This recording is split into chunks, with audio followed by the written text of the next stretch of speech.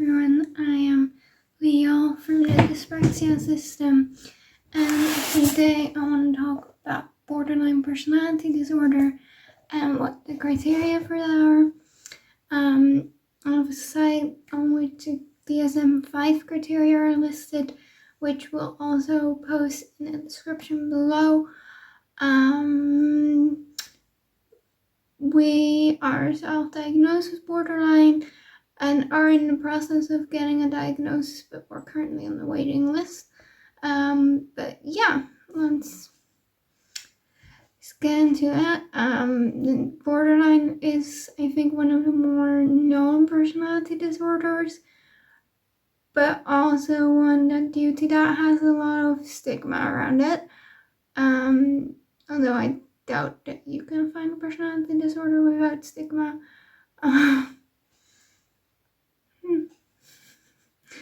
Sorry, I just saw a little spider.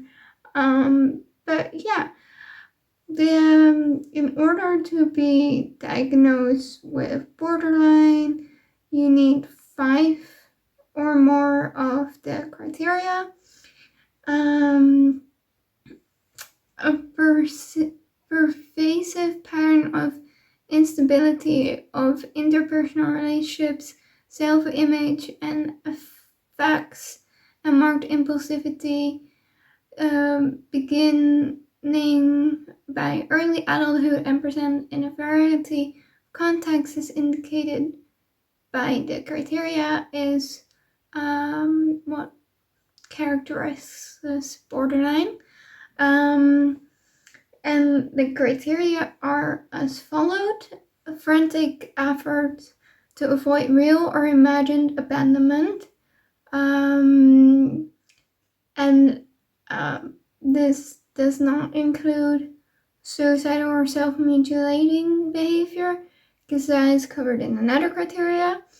But this is just doing anything you can think of in order to make sure that the person that you care about doesn't leave you, even though they weren't planning on leaving you. You just think they were. So this can be you being overly clingy or total opposite, because you're like, oh no, but if I'm too clingy, they'll leave. But also, if I'm not clingy enough, they'll leave. So, it's just doing anything that you can think of to make sure that someone you care about doesn't leave you. This is friends, family, lover, anyone in your life that you care about. And like I said, it doesn't have to be real abandonment. Just as soon as you think that they're gonna leave you, it's that you start doing things to make sure that they don't. Second one is a pattern of unstable and intense interpersonal relationship characterized by alternating between extremes of idealization and devaluation.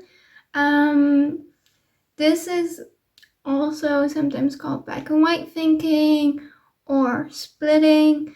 This kind of means that if you know someone, it's anyone, you either think the best of them, like they're the best teacher, for example.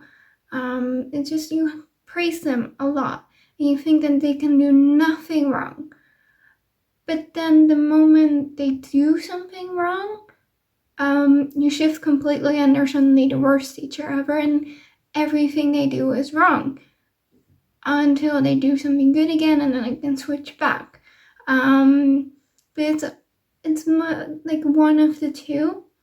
For us, it's mostly constant, one of the two. I don't know if that's what it always is like for everyone with borderline.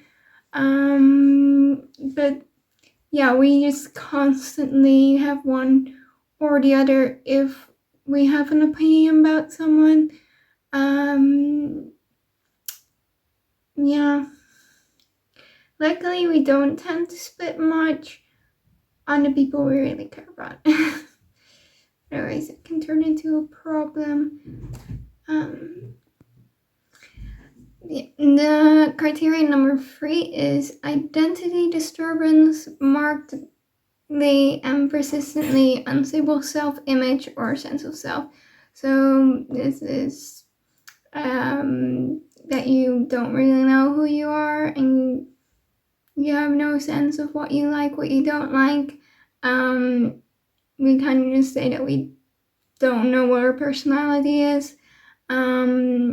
If we need to describe what we're like, we always use what people say about us because we have no clue how to describe ourselves, which is the unstable sense of self.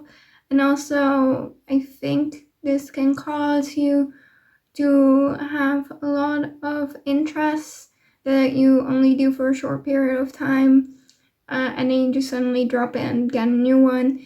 But I'm not entirely sure about that. Then number 4 is impulsivity in at least 2 areas that are potentially self-damaging. For example, spending, sex, substance abuse, reckless driving, binge eating, but again, no suicidal or self-mutilating behavior yet.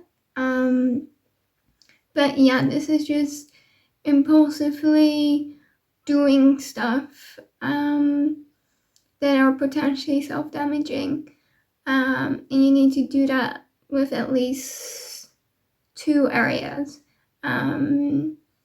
We, for example, impulsively decide to look at stuff that, like, information that covered stuff that were potentially pretty big triggers.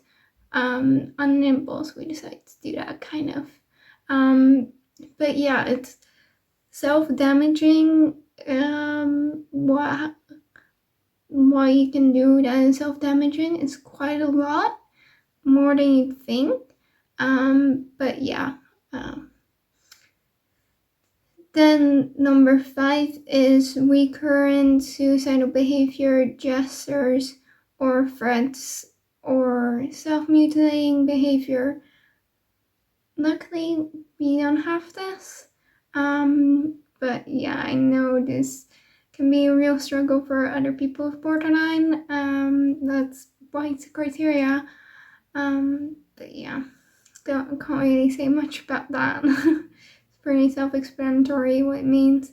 Criterion number 6 is affective instability due to a marked reactivity of mood.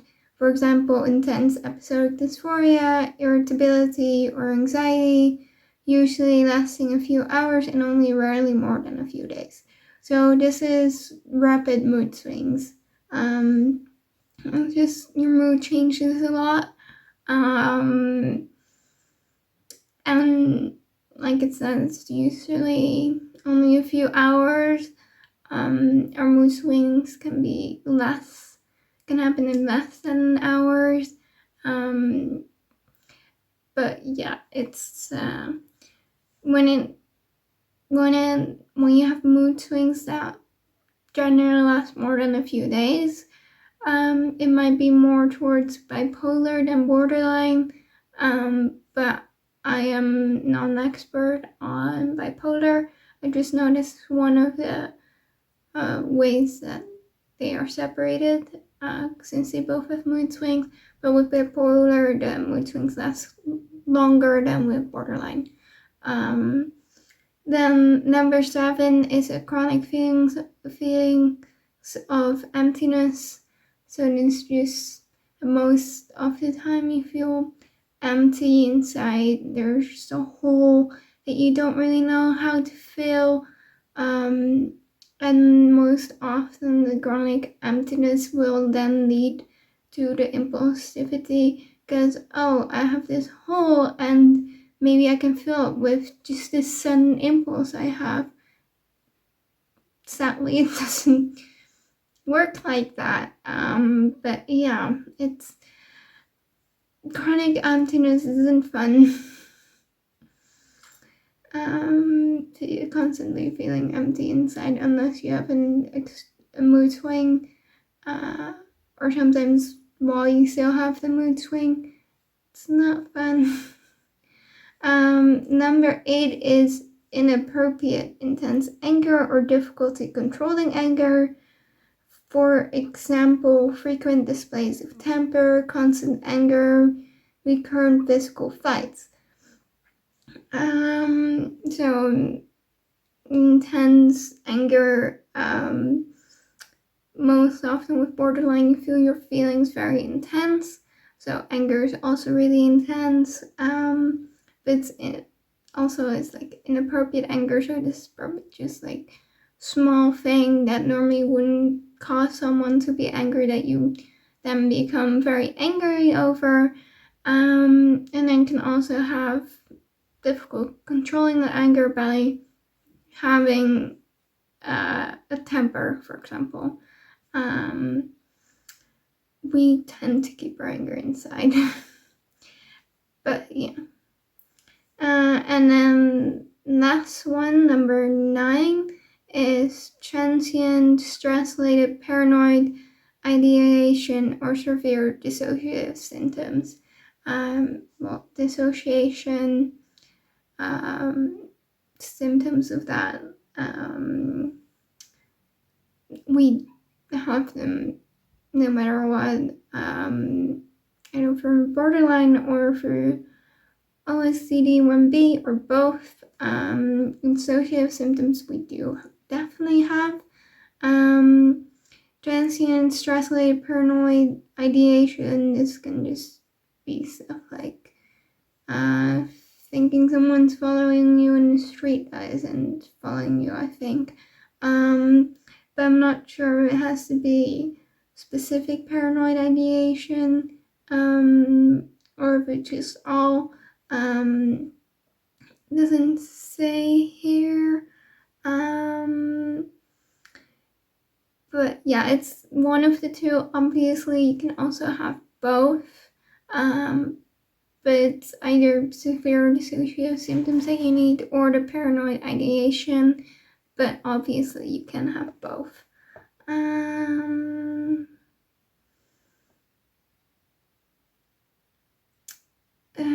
Yeah, well, then it also lists the ICUD criteria, but here in the Netherlands we use the DSM V, so if you want to read those, like I said, the link to this site will be in the description, so you can click it and read it yourself. But yeah, with BPD, the unstable self-image is also just really difficult. We are starting our third study now, and not one is similar to the other, which just shows that our self-image keeps changing because we keep thinking differently about what we want to do. Sorry, there was an notif on the screen. And we are worried about finishing the study, so we have the impulses to just quit and start working. So yeah, fun, borderline fun, thanks. But yeah, this is just the basic of borderline. Can be very difficult to keep a job with this, or to even finish study due to the impulsivity and unstable self-image, due to the intense interpersonal relationships. Just any type of relationship can be very difficult. You need to make sure good borders are put in place, good boundaries are put in place, for if it happens that you think negatively about someone that normally you really care about, like a friend or something.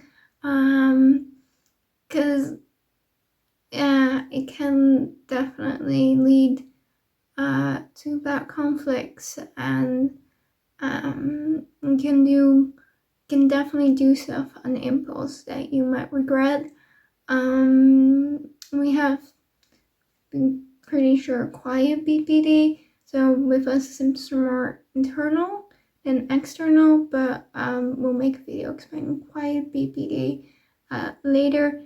With all us, the fact that we have dependent personality disorder also helps against impulsivity, but we definitely get the impulses, we just better control on not acting on them.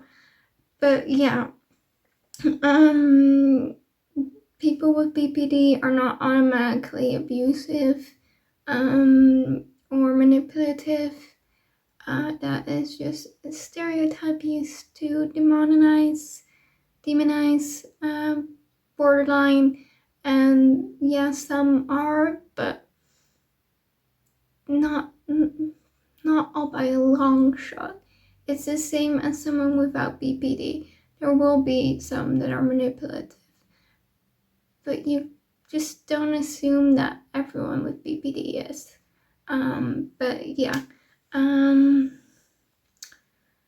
you need 5 of these criteria. It isn't put here, and I'm not fully sure if it would be in the criteria, but a lot of time with DSM 5, you also see that the symptoms can't be due to another disorder. And it wouldn't be surprising to me if that's the same with borderline. But yeah, if you like this video, give it a thumbs up. If you have any questions or whatever, leave them down below in the comments. If you want to follow us on social media, that's in the description. If you want to see more of our videos, make sure to subscribe, ring the bell to get notified when we upload a new video. We upload every Wednesday, and we'll see you all in the next video. Bye!